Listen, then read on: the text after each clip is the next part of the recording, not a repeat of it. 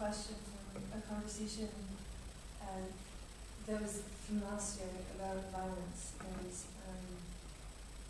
I'm sorry, I don't understand some words. Violence, I understood, but before you said what? It's from a previous conversation. Yes. About violence. About violence, yeah. That you said that violence that was done by an individual is very different than violence that's done by a group.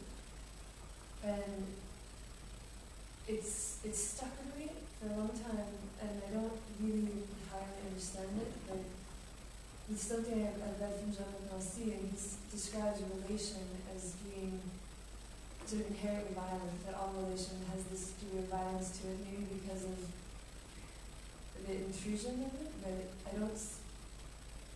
No, maybe you mix two things, if I understand well what you said, because when you speak fast, then I'm sort of lost. But I think there is two different things.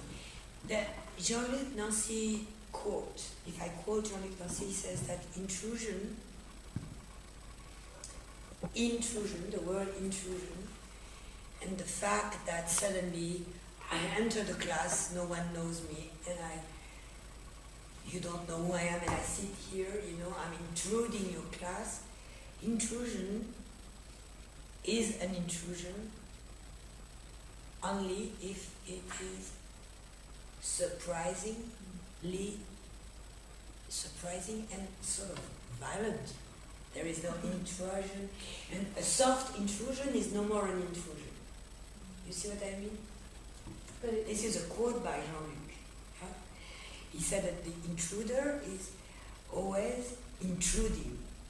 If he's not intruding, then it's no more an intrusion. There is a violence in intrusion. Okay, this is one thing. Probably we mentioned that about the film I made called The Intruder, inspired by Jean-Luc's book. But now, if I said, and maybe I said something stupid or in bad English, if I said violence made by one person, the lonely violence, let's say, is very different from the violence created by a group of persons. Because I meant something very simple, and maybe my English is not rich enough to explain something you will very well understand. If you're a group, army or group of friends, drunks, and you do hit someone in a group, the violence is spread in the group, It's like spread and bouncing in the group, Violence, if I take a knife and I wait for you by the door to stab you, then it's something that I will let grow in my loneliness. And it's not the same type of violence, That's what I meant. It doesn't mean this violence is better than this other violence, but it's completely... as a result, the guiltiness is also different. Somehow. Because something that you can share is not the same. Well, I watched the film series. But if you're the victim, of course, violence is still violence. Yeah. But immature violence, in a way, versus... In a what? Immature. Immature so violence, naive yeah. violence. Like a children. Yeah, and it affects in this almost more grotesque way than if it was intentional. Like it seems like there can be beautiful violence also. I mean, violence that's not, but there's a violence to life that is not pleasurable, but it can carry with it Life? life. Yeah. Yeah, intrusion. Life is created by an intrusion. You know, I'm quoting Faulkner now.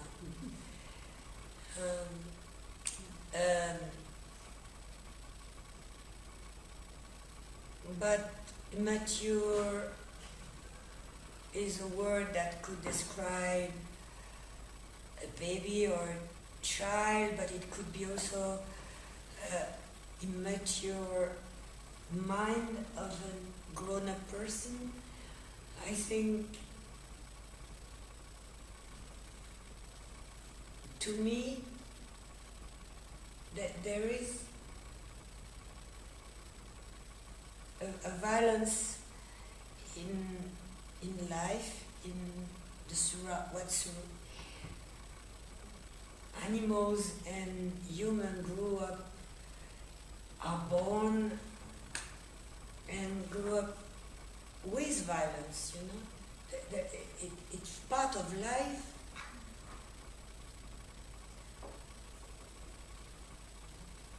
Now to say there is a beauty in violence, I would not say that. I think little by little it's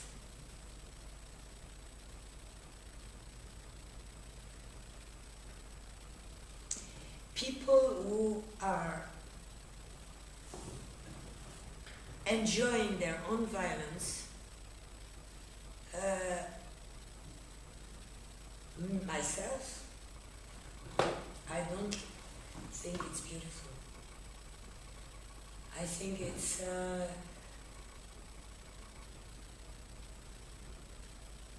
no, I don't think it's beautiful.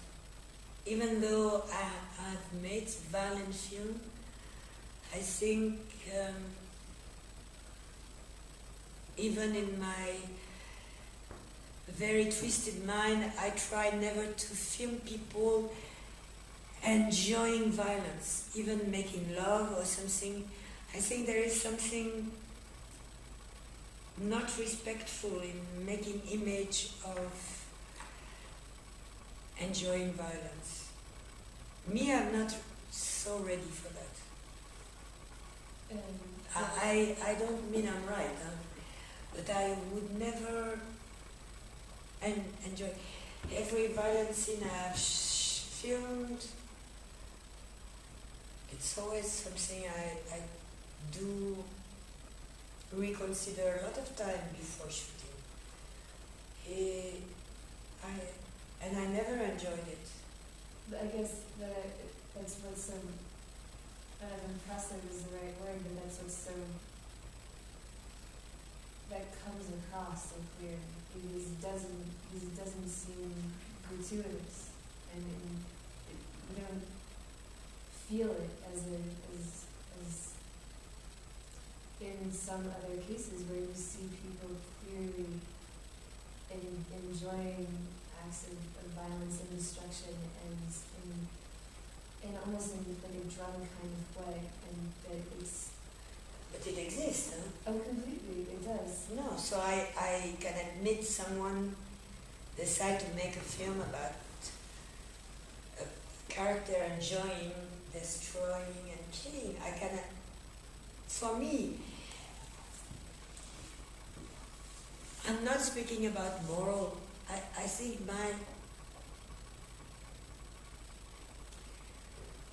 my soul and body are not solid enough to enjoy the representation of violence.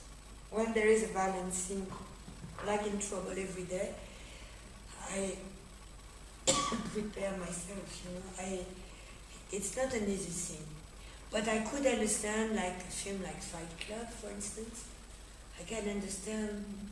Even that, the one I'm thinking of is like Sergei Gainsbourg and Je t'aime moi non plus. And that to me is. Je t'aime moi non plus? Non plus. The Gainsbourg film? Yeah. This is different, huh? This is a sexual relation sadomasochistic, you know? It's like a little bit of a game, huh? It's a sexual game, in a way. Yeah. It's hurting, but it's something that you're never sure it's completely true. It's acting like needing pain to get pleasure. It's different, you know? This is something slightly different, I think. It's just you see it, and then there's, because when you make something that becomes distributed as a piece of culture, and it has these reverberations, and a film is not a piece of culture. Culture is something different. A film maybe sometimes is art, sometimes it's only a film, you know. Culture is something vague, general. Culture is what we eat, what we like to read, our way of living, you know. I would not say a Gainsbourg film as necessarily to be part of my culture, you know. Although I like Gainsbourg very much, but I think culture is different. Culture is something that we can all share, you know. Like a piece of bread. Now to describe like sad or bataille, the pleasure with pain, in pain.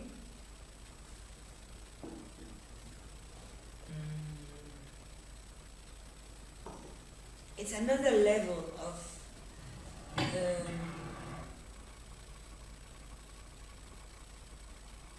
describing sexuality, you know.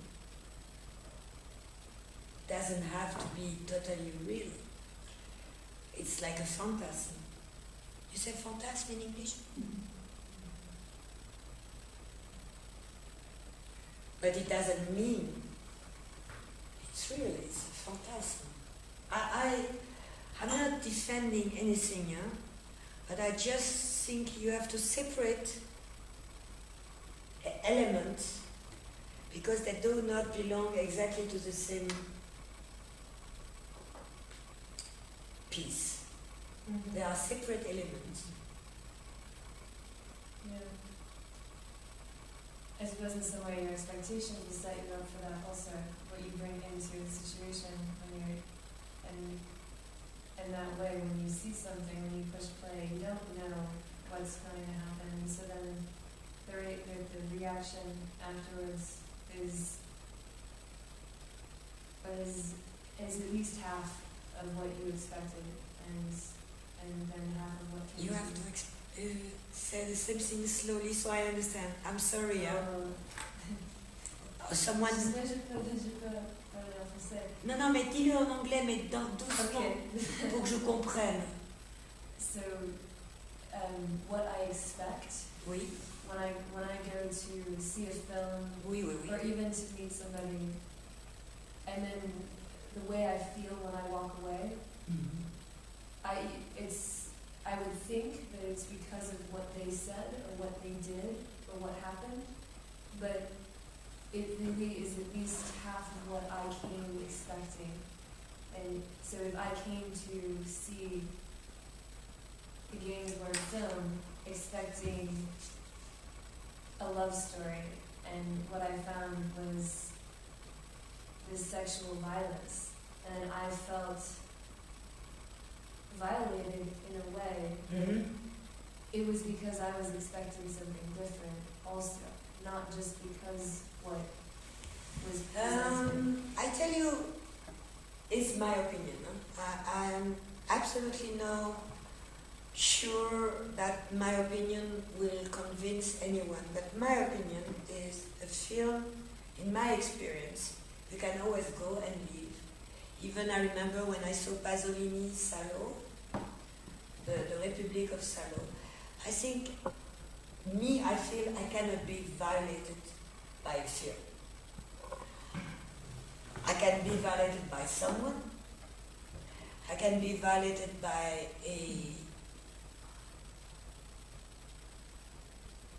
in my mind, by someone I trust, also, not only physically, you know. But a book, a film, a piece of music, a painting, no, doesn't violate. I am free to go, free to stay, free to feel it disturbed me, but I can still think, should I go, even though it disturbed me, but it's not violating me. Violation is something, it's a different thing, you know. It's against my will. I think in a theater, in a cinema, if a film suddenly, if I felt that against my will, something was happening to me, I will leave, you know. And even I will spit on the floor, but I will leave. And if a book is, if I feel through a book, something is disturbing me so much, throw the book, you know.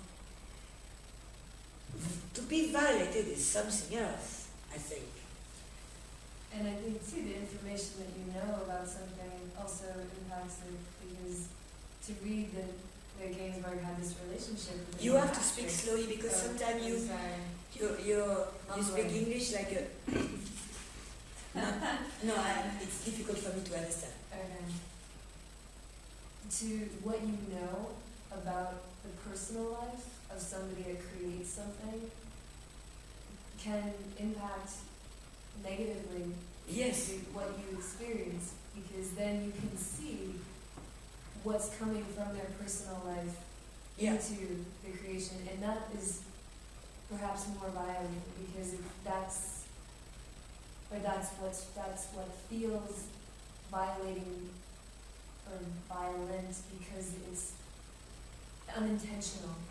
It's the what gets woven in without the artist even knowing it, or maybe.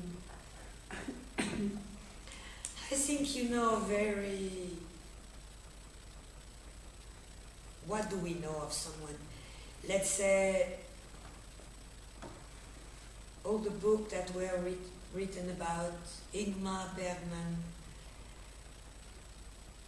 about his childhood with a stepfather that was a very brutal priest. I mean, a lot of things you know, even his own memory, in fact, doesn't change so much the effect of his film on me, really. It was two separate things, you know, because there is a correlation between his life and his film, but by reading his memory or reading what people wrote about him, his wife, his numerous wife, nothing changed my mind about his films, you know. And I think if you take a director like Tarkovsky, who is considered almost like a saint, you know what? He was not a saint. It doesn't change a thing about his film, you know. So now let's say about someone who make a very, very violent film, like Brian De Palma, about Cuban refugees who deal cocaine and shoot themselves, open their throat, rape a sister. I mean, you know what I'm speaking of, Tony Montana and all this. Well,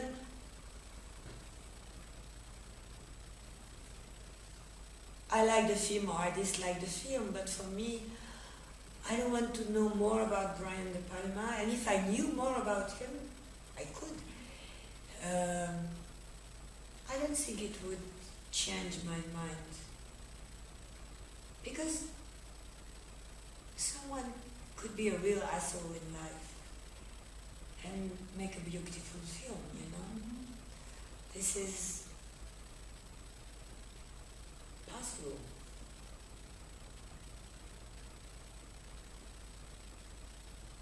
Often possible. Mm-hmm. And Wagner. Huh? Wagner is a famous example. Yeah, I don't know about Wagner, but Wagner maybe was. I don't think Mahler was such a good husband either. But I mean, this is moral things, you know. Our moral judgment, we can keep for ourselves. We don't need to use them to measure things that are not measurable. Me, when I first saw Salo, the Republic of Salo by Pasolini, I left the first time because I was about to faint, and I left. And I was in the street, and my boyfriend came in and said, "No more." I thought, I can't. And then, years after, I was asked to participate, after Pasolini died, to participate to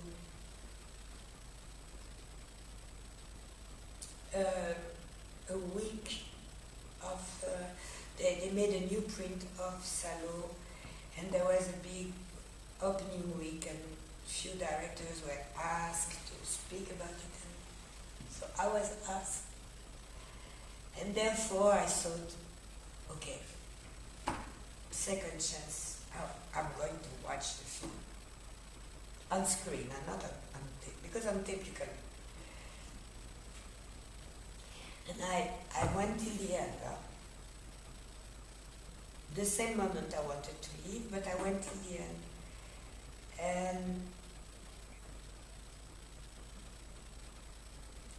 it is absolutely not moral. It's something that has to do with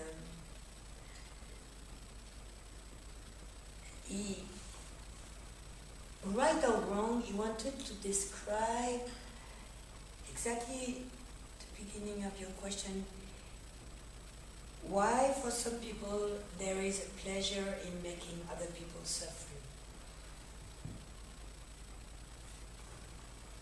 And therefore I stand the pain and the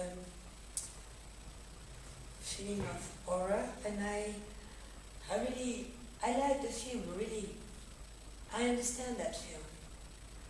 I understand also why it was banned. But it's a great film, and it's also a very moral film. Very moral.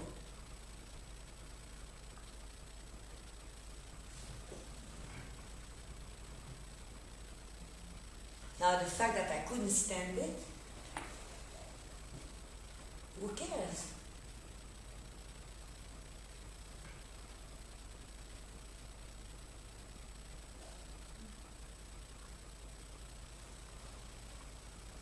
If you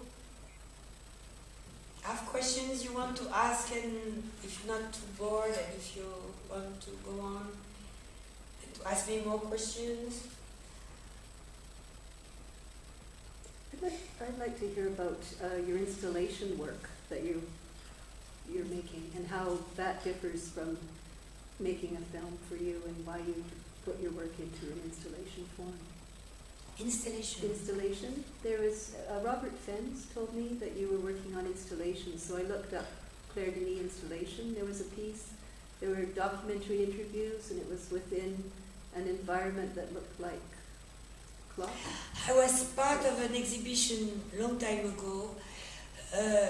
The exhibition was called "To Make a Love Declaration," and I made a short film. That was a love declaration. And then I was also asked to present few artists from the African diaspora in a new museum in Paris. So it was not me.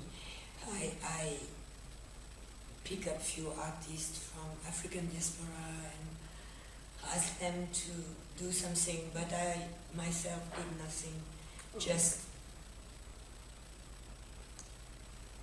the group, forming the group.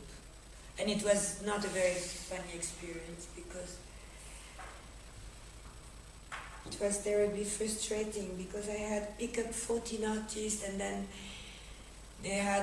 finally they had only the money to finance 7, and there were 7 artists that were expecting and never received the money. I mean, for me it was a lot of pain. Painful thing. Then we won't talk about it. Huh? We don't need to talk about it. No, the artists, everything they made were, but it was terrible to have let me work 3 years to create that group, and suddenly the last 6 months to decide only 7 of them could come. Well, I mean, unfair. How is that kind of responsibility different from being the director of a feature-length film? The responsibility?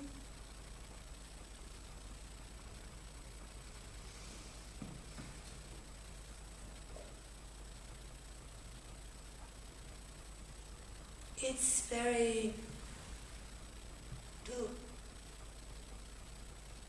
tell you, human mind is not in a continuous flow, you know. So, let's say I prepare a movie, I'm in pre-production, I have to finish a script.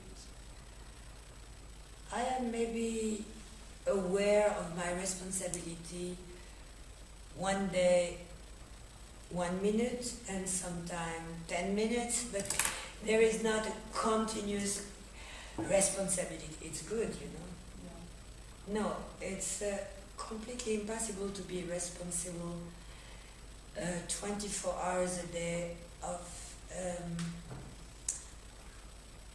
filmmaking, because filmmaking is so irresponsible. It's completely irresponsible. It's betting on something you're not even sure you can make, you know. So responsibility is something. Sometimes the first day of shooting, I feel like. Or sometimes first day of shooting is like sort of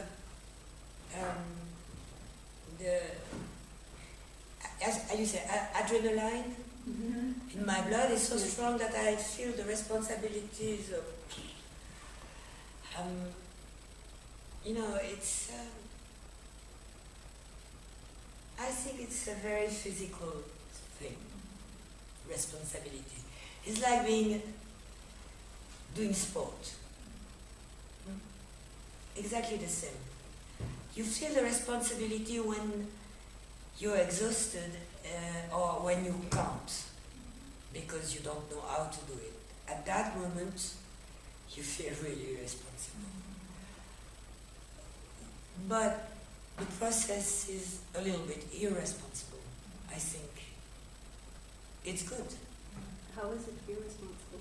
Yeah. How is it irresponsible? No, I mean, the process is a bit of enthusiasm and willing to do that. I mean, there is a sort of gambling on things.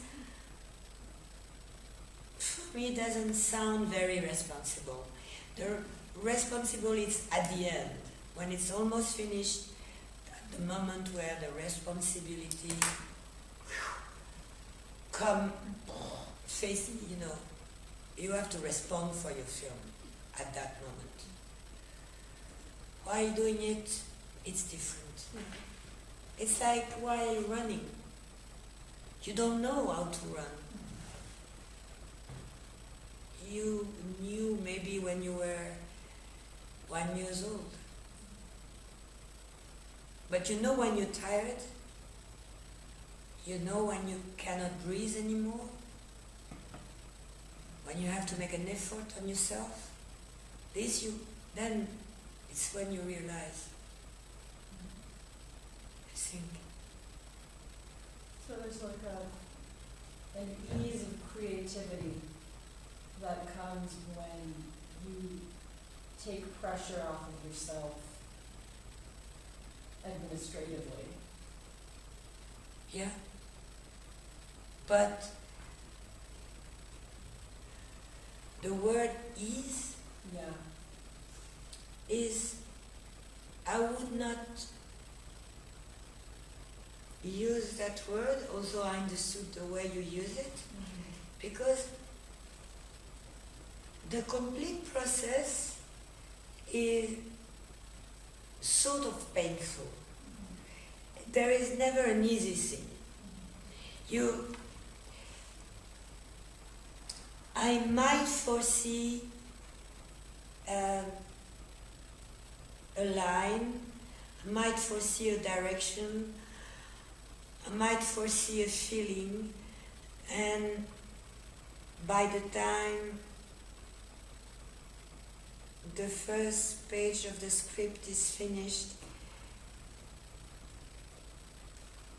it's no more there. I mean, it's always something that you have to reconsider. I have to reconsider. There is not an ease. It's a sort of, that's why I use running, because if you never run, if you run once, then you really suffer.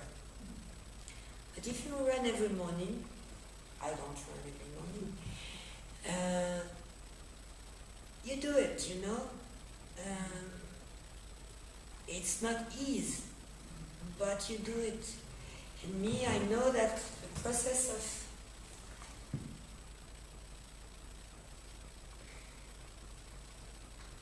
making a movie is weird.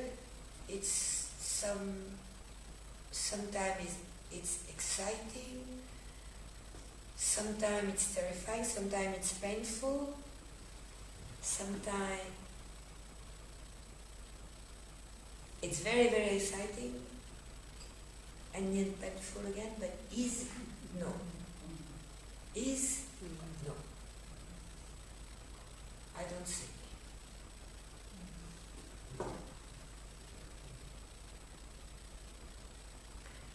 Maybe one or twice, maybe a little more, let's say one scene in each film. It's something that I foresee, that I wanted, inexplicably. Filming it was easy, everything understood it, and when the film is finished, it still stands for me as acceptable. I do not dislike it. So in my mind I thought these scenes were really inspiration, because they, from the very beginning to the very end, stand for me solidly. Never I doubt about those scenes. So, but it's not big. It's maybe 1-2 scenes in a film, no more. And those scenes are always the one I prefer in the script. That the scene you write in 5 minutes. They're there, I mean, I see them. But it's I I don't know if it's inspiration, maybe it's creativity, maybe it's inspiration, maybe it's daydreaming, you know. I don't put value on those things. I know it's great to have a scene like that in a film because it's gives you a lot of joy, you know.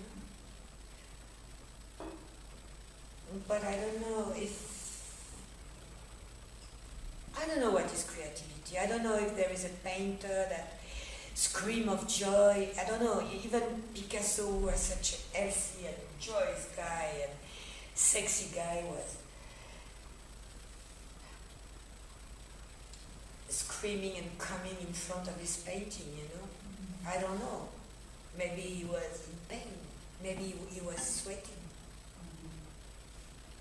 Maybe he was obsessed. And to be obsessed with a scene is not a very nice feeling. Huh? You've carried a scene for a long time. Yeah. When you're finished with one of your films, are you accepting of it? Are you critical of it? How do you feel when you watch them again? I try. No, I do not. You don't want to? No. Except the documentary this morning I did because it's a documentary, and maybe 35 Shots of Rum I will stay with you because the film was... I'm sorry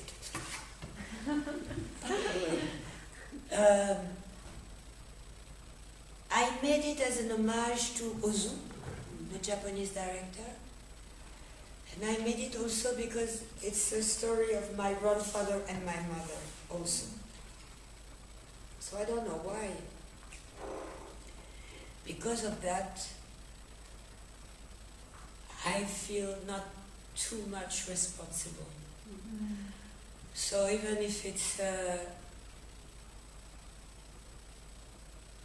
vaguely shitty, I don't care. You know, no, I mean, I'm joking. But the other film, no, I can't watch. Because it's so I don't know. It's like a flashback, you know, it's not something... It takes a lot of time for a film to be finished completely.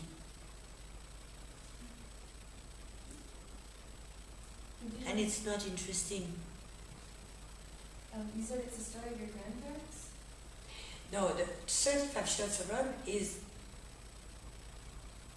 the same story of an Ozu film called Late Spring, but I choose to remake, it's not really to reinterpret Late Spring because it's also the real story of my grandfather and my mother, who was his daughter.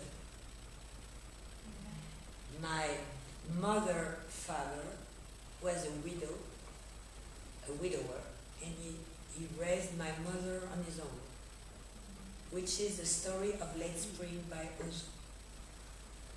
So I felt that I had a right to use the story because it belongs a little bit to me too.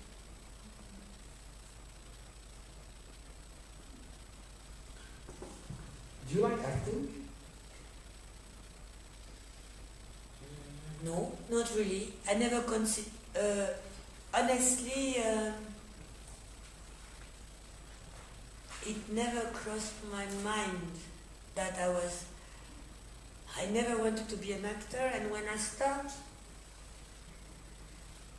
studying cinema, I was also a student of Peter Brook. And at one point he asked me if I wanted to be to become an actress. But I don't know, something frightened me too much in being an actress. And that's why I like so much actors and actresses, because I think it's really so frightening. What frightens you? To be carrying the expectation of someone, you know. So in return, how lenient are you with your actors? What's your reputation, by the way, of how do they perceive you? You must have heard, like the cast. What kind of a director are you? They say she's tough, she's lenient, she's cooperative, she's assertive, firm. They like me. They don't say I'm lenient. Sometimes the crew think I'm tough. But it's not real tough. I'm tough because I am weak, so I pretend I'm tough. But normally actors, they feel I love them. They are so precious. I choose them because I like them. I adore them. And they feel good. They are my... I don't know. I feel for them, and they know it, they feel it, Who's your favorite? All the one I work with. I never work with someone I dislike. I could not. When I do casting, I'm sure sometimes I'm told, this one, it's great, this is great, you should. If I don't feel something like I will adore him or her, I cannot. Yeah.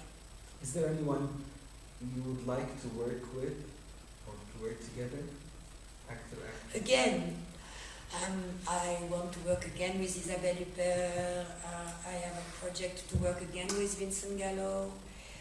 I always work with the same actor, Only Isabelle was new, but I knew her for years,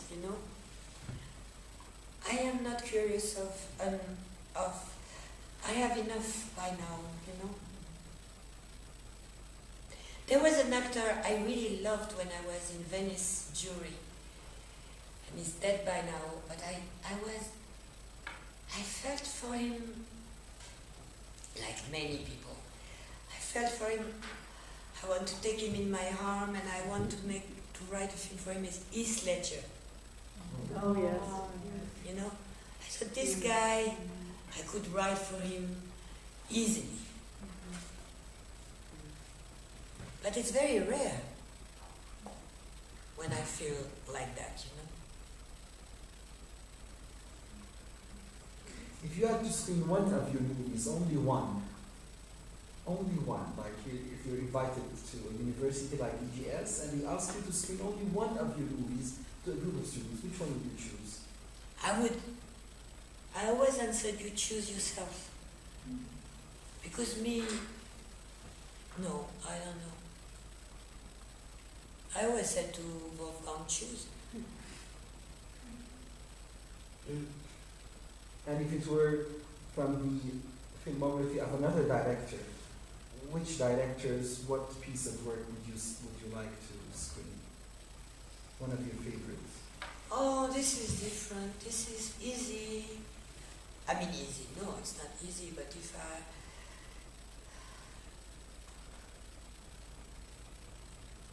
I would think it's very easy for me to like a film and to like the person who directed it. So I will have a lot of choices. Can you name some? Oh, please no. This is a horrible thing journalists ask you. The list of film you like, the list of... No.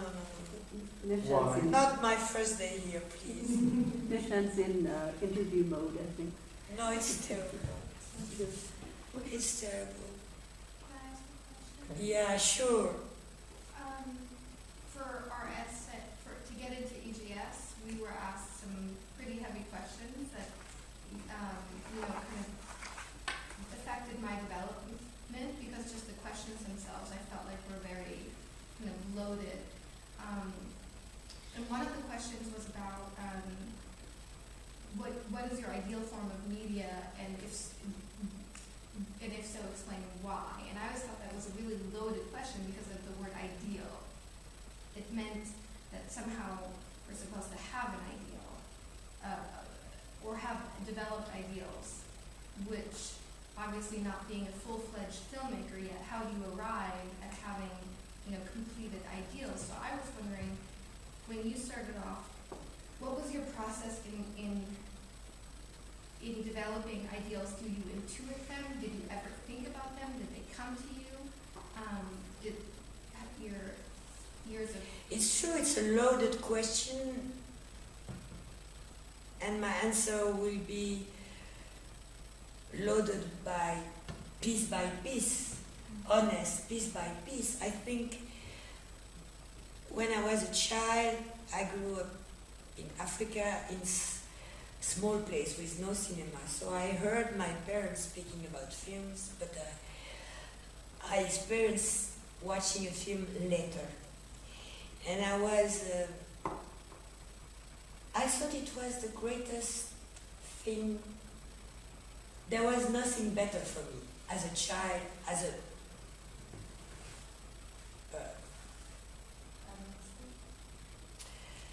adolescent. When I was like 13, 14, I thought nothing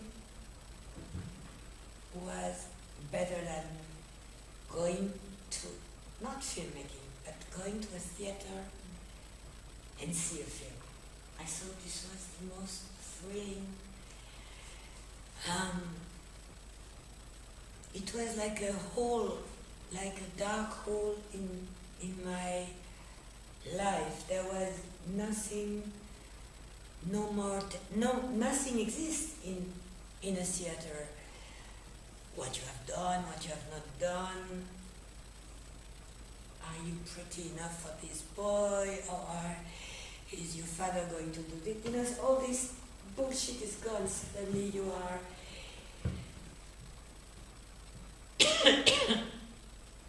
someone offers you 90 minutes or more of a very special secret loneliness, and to share it with other people. It's like a secret media, to go to a theater. It's not the same when watching a film on my computer, I'm interested because it's sometimes necessary, but that feeling to be cut from my life, separated for all the trouble.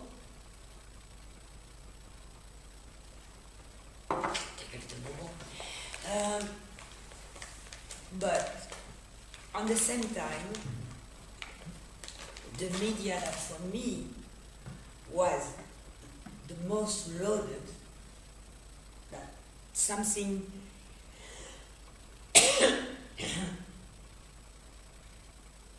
no comparison with any other media, was music. For me, till today, when I work with Sticks, when I'm visiting them, when I speak with them, Stuart Staple, he speaks to me, said, "Oh, you are a filmmaker, blah, blah, blah, blah, blah." But I say, you don't even know what I feel for you. You for me own the best, and me, I'm only a filmmaker, and till today it's true. I don't know. I cannot explain why. I made film in the end. It came to me because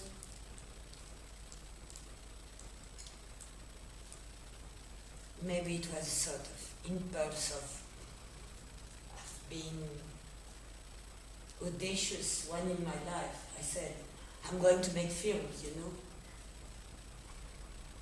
I knew no one, I had not one chance. And just because I somehow it did happen, you know, but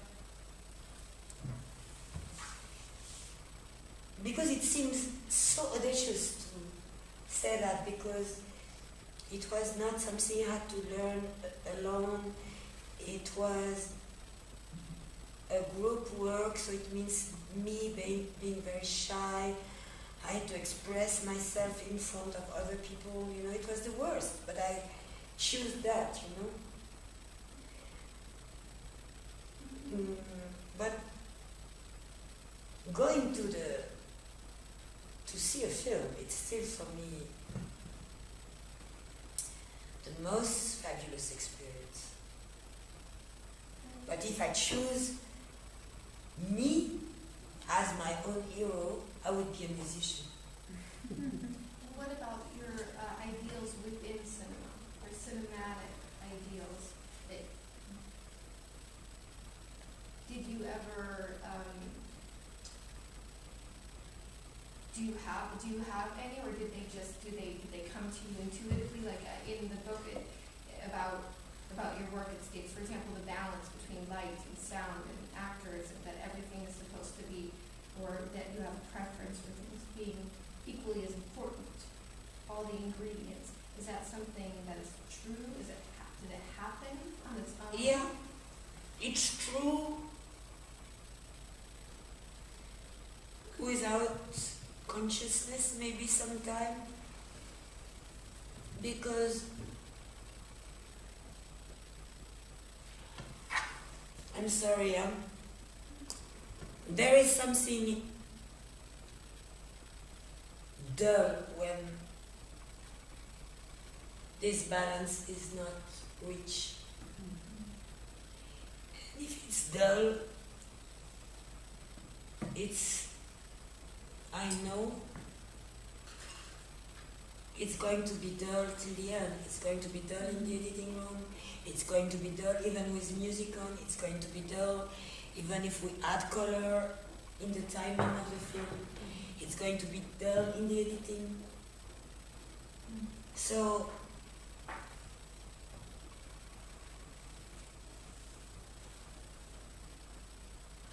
and I have to tell you, I experience failure. Sometimes I miss a scene. I know it's a big failure. I go to the editing room, I'm ashamed of myself. I don't want to watch it, but I know I don't have the budget to reshoot it, so, and I have only one choice, to cut the scene. And if the editor convinced me to keep the scene, because if we cut it, that my first movement, cut the scene. No, we have to leave it because it's important for the audience to understand. Very often, at the last minute before the end of before printing the copy, I cut the scene. I can't stand it. Even though I'm told it's necessary to understand, blah blah blah. If there is not a little peak of balance in sound, acting, texture, you know, it's too dull. Because cinema for me, it's not to understand everything.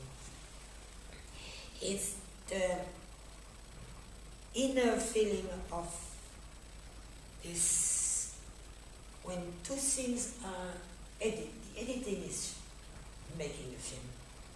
Two things side by side create a meaning, you know? And if you want to put in the middle a dull scene to explain the meaning, it's better to side by side have two scenes with a gap maybe of understanding, but close together, those two scenes, they shine, you know what I mean? And if you need the dull scene just to understand, then they don't shine anymore. So sometimes I'm accused of this and that, and not enough dialogues, and not blah blah blah. But I can't stand it if it's done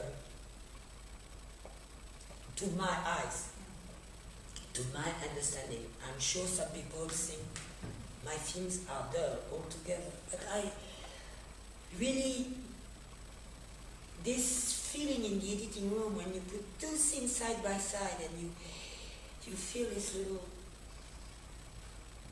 emotion, something, motion picture. Editing is motion, not emotion, but motion. It moves. Editing moves a scene, you know, and then it may move the audience.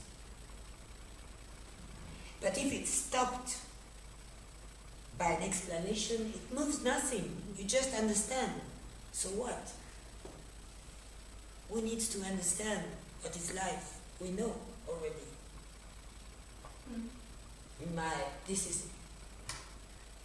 I'm not a teacher. Huh? Remember, what I say is between you and me. No. Of course. If a script teacher was there, he would shoot me down. No, we're not here for a script teacher. Mm-mm. I was actually going to ask you about education in your films.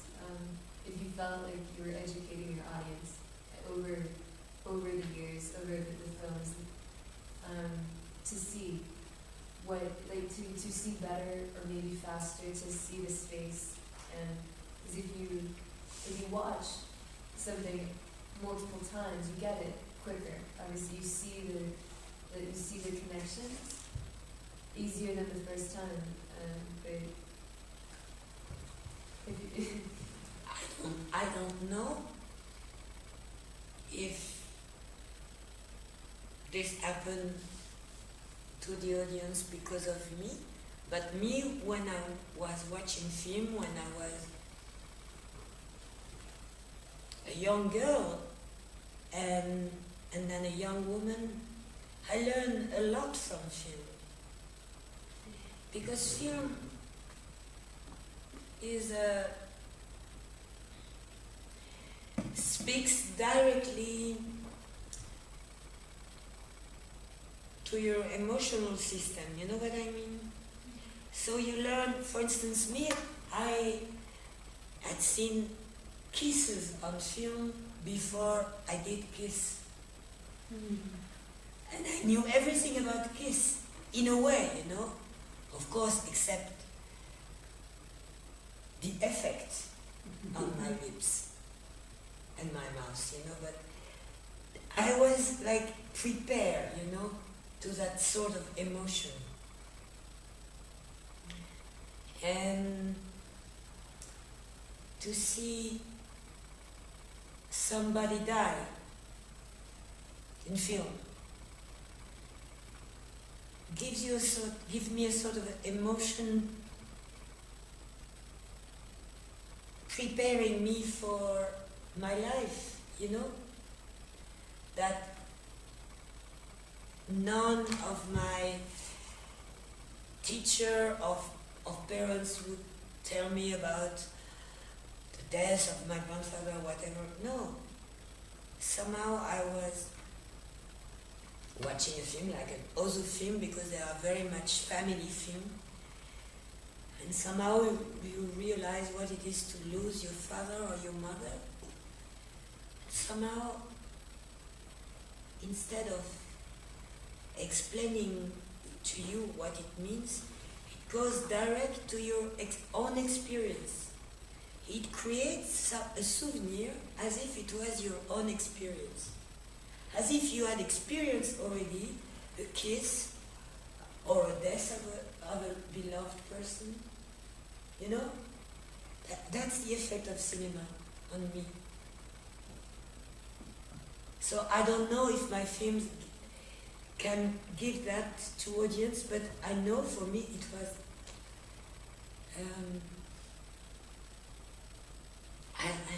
the way I learn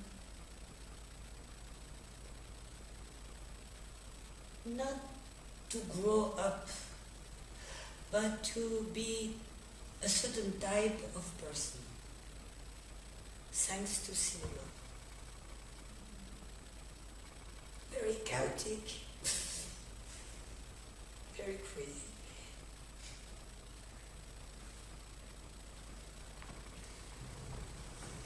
And certainly not a good teacher. I think you are. Joe, you had some questions. I do.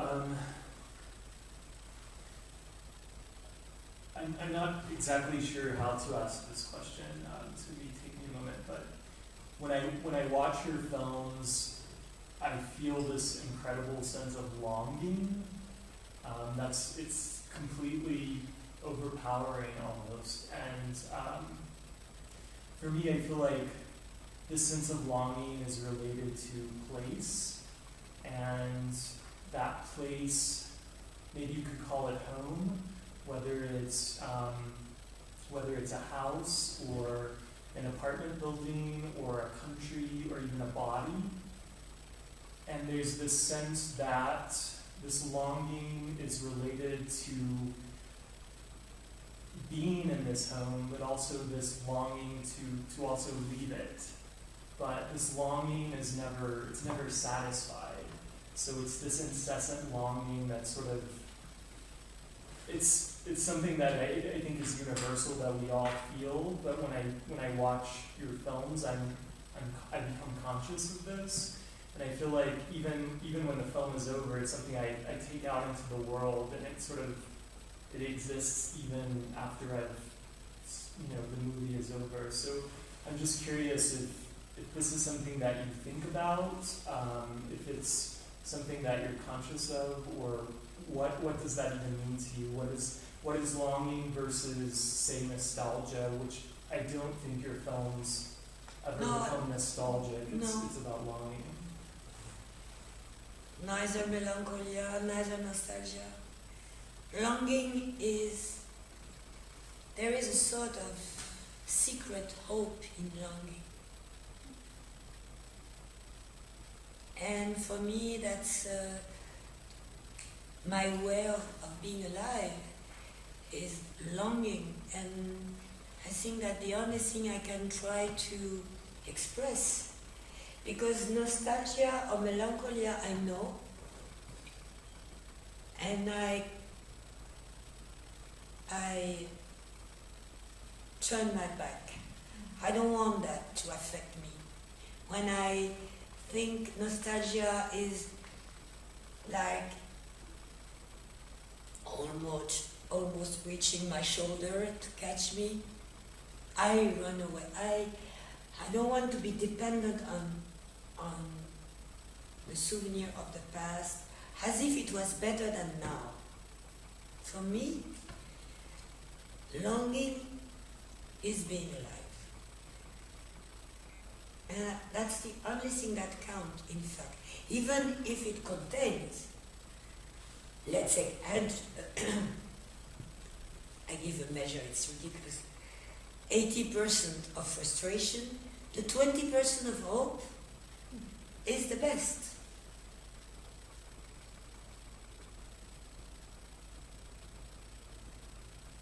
Still today, my life is like that, It's not a sort of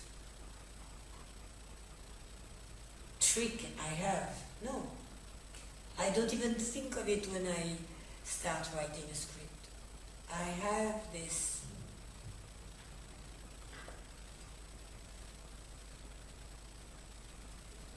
type of hope protected by a big mass of frustration.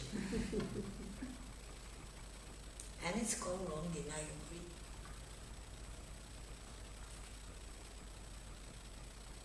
You look at me with, do you think I'm crazy? No, not at all. All right. I mean, maybe crazy, but in a good crazy way.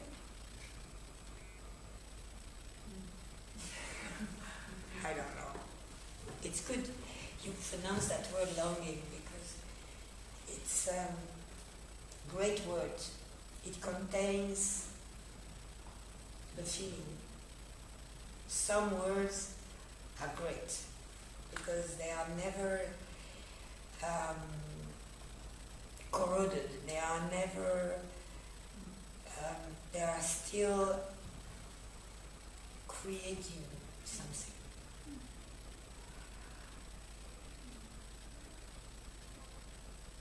So longing en français?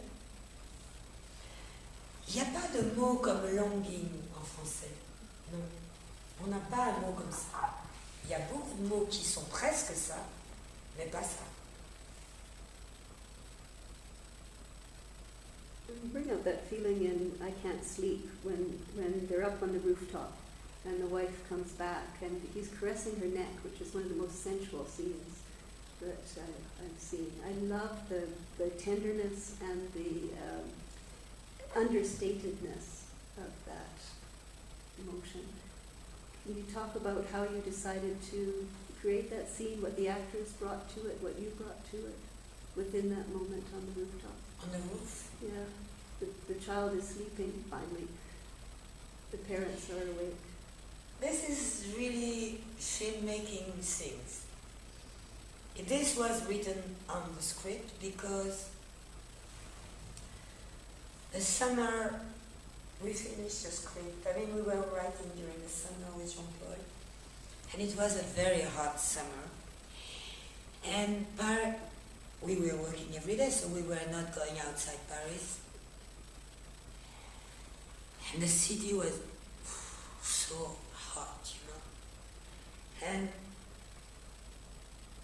one day I said to my colleague, I was writing the script with, I said, if only at night we could go on the roof and had some fresh air, you know. And then the scene came like that.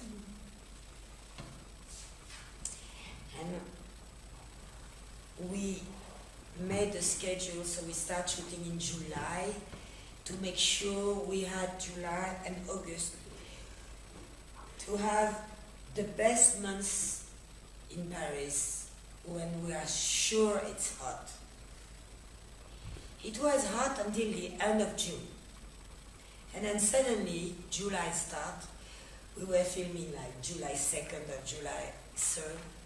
And it started being freezing cold. It was the coldest summer ever. So we were on the rooftop with winter sport clothes, and the actors were freezing in t-shirts, you know. And I thought I was going to faint, you know. I really thought, I said, I don't want to shoot the scene. They're cold, and say, yes, let's go. And they made it. But it was terrifying. We were drinking hot tea, you know. I mean, you. And I said, don't speak too loud because there might be...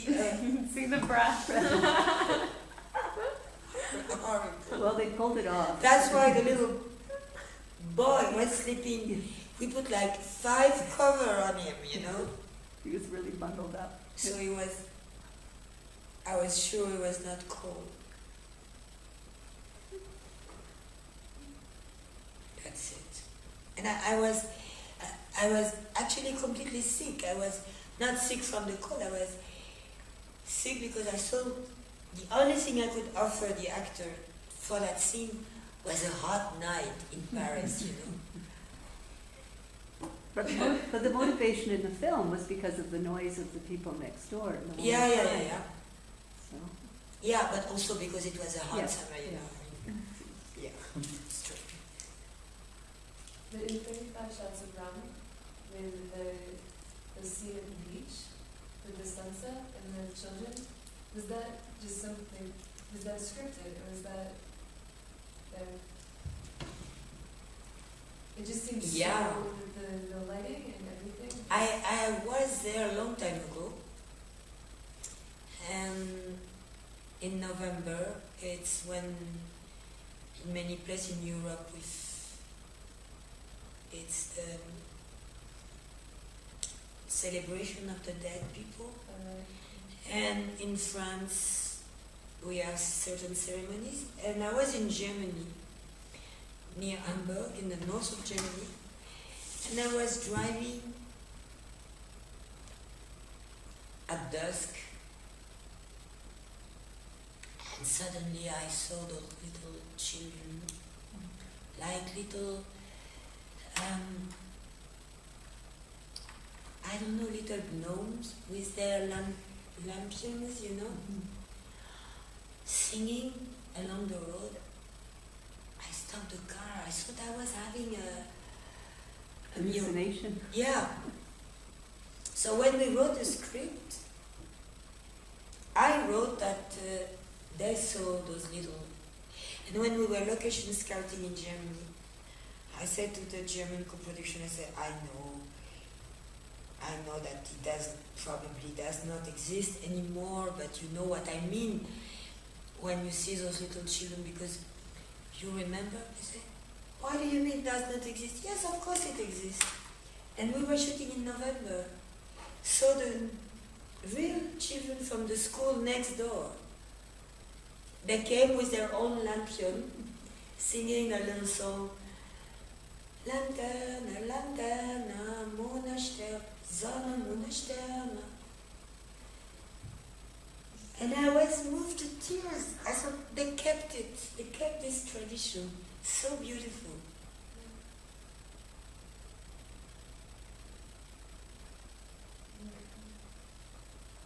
And they were tiny and they were singing so loud.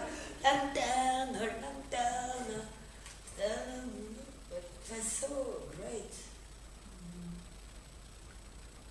Of course, these things never happen in films. You're not filming and suddenly 20 little children. There's something so natural about it too. It is natural in Germany. Right. You know, I'm sure, let's say I would have done that in France, it would have looked fake. Yeah. But in Germany, no, because they do it. You know, in film, something has to be a little bit real. You see what I mean? I think. Would you say that you're more inspired by this intimate and like more personal things between people than by big epic stories?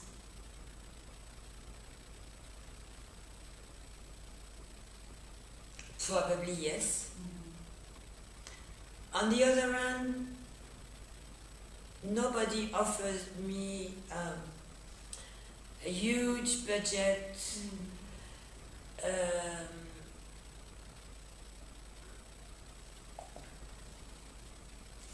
but I have to say that directors who did direct huge epic films are often very brave, because often they are not offered those films. Often they have to fight to make those films. So I think because I come from a small country, maybe because I'm a woman, I always figure out that if I had budget that are not too big, I will be more or less at ease with my producers. I think when you do films like Cameron, I understand why it's better to be your own producer, because because the Hollywood studio time is finished, if you have to carry on your shoulder this big money and you're not part of the production, I think you die, you know? Like what Chocolat says when he was doing Apocalypse Now, you know? He preferred to sell his house, you know, to be part of it, otherwise you feel guilty every minute, you know? That's interesting. I never thought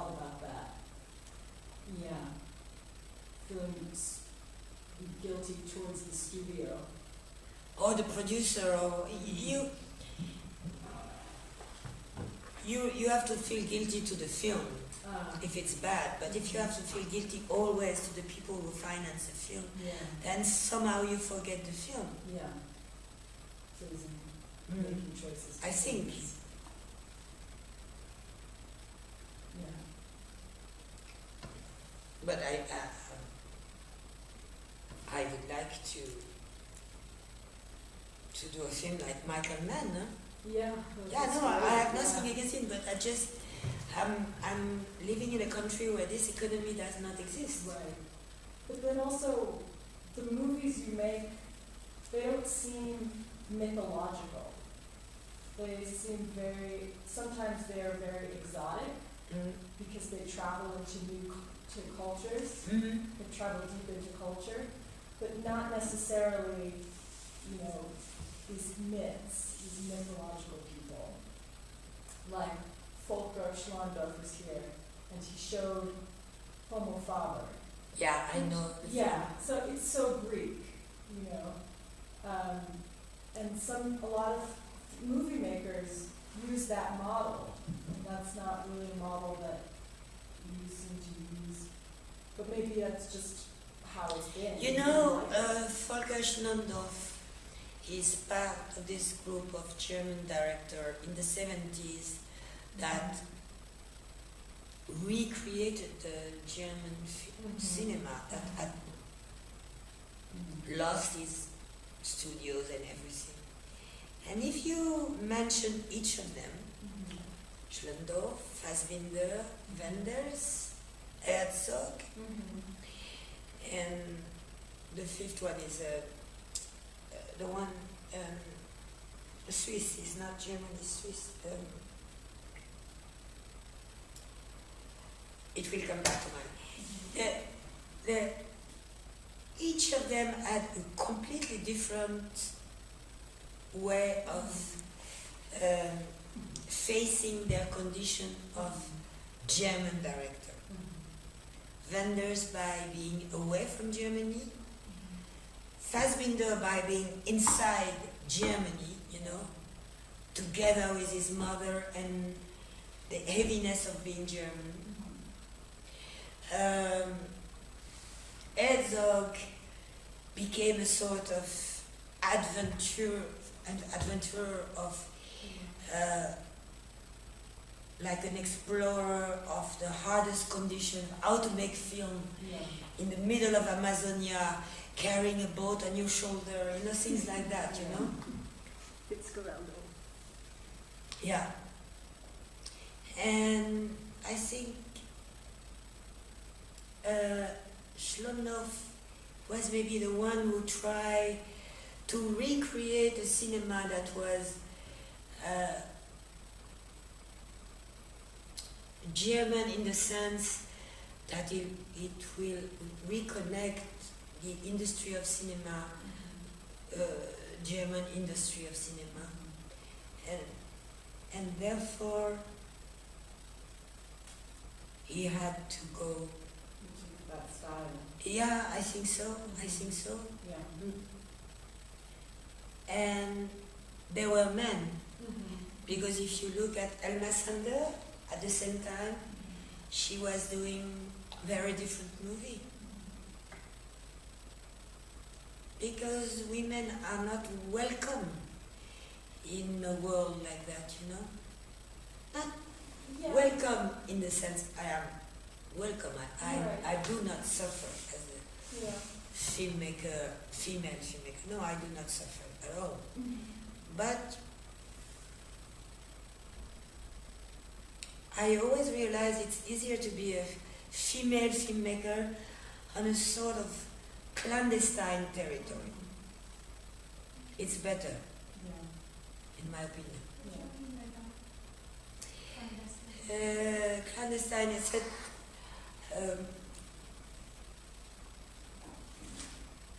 it's not too obvious I'm making a film. No one knows what I'm doing, you know what I mean? I'm sort of, oh, you made a film, not too obvious. obviously. It's not like Michael Bay when he gets a movie and it's in all of the trade magazines.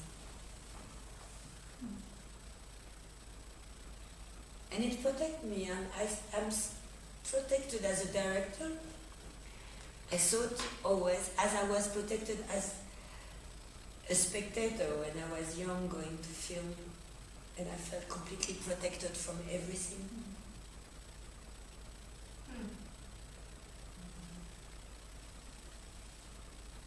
Even when I was afraid. So you feel like it's always kind of served you well in a sense. Mm.